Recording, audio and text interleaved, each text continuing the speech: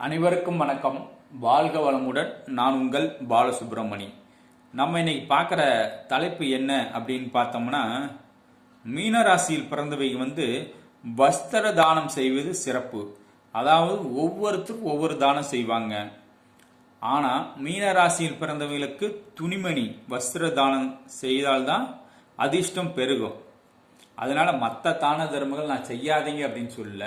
இந்த தான தர்மங்களை அதிகமாக செஞ்சு பாருங்க, தொடர்ந்து செஞ்சு பாருங்க. வஸ்திர தானம்னா 1000-2000 துணி எடுத்து செலவணுன்னு சொல்ல, சிம்பிளா உங்களால முடிஞ்ச அளவு ஒரு ஏழைகளுக்கு அனாதைகளுக்கு உதவி செய்யுங்கள், வஸ்திர தானம் செய்யுங்கள். விலை கம்மியான சட்டையை எடுத்து கொடுங்க, ஒரு வேஷ்டி எடுத்து கொடுங்க, பிள்ளைங்களுக்கு கவுனு, இந்த மாதிரி சின்ன சின்ன பாவாடை சட்டை, இந்த மாதிரி சின்ன பிள்ளைகளுக்கு குழந்தைகளுக்குலாம் எடுத்து கொடுங்கள்.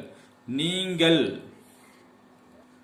பிறந்த கிழமையில் அல்லது பிறந்த நட்சத்திரம், அதாவது பிறந்த கிழமையில் எடுத்து கொடுங்க, பிறந்த கிழமையும் நட்சத்திரம் சேர்ந்து வர நாள்களில் வஸ்திர தானம் செய்யுங்கள். ஆடை தானம் செய்யும் போது உங்களுக்கு அதிர்ஷ்டம் அதிகரிக்கும், செல்வம் அதுக்கப்புறம் பெருகும், அதுக்கப்புறம் மனமகிழ்ச்சி உண்டாகும். மனமகிழ்ச்சி உண்டான வாழ்க்கையில் ஒரு நிறைவு ஏற்படும், மகிழ்ச்சியாக வாழலாம். வாழ்க வளமுடன், வாழ்க வளமுடன், வாழ்க வளமுடன். நன்றி, வணக்கம்.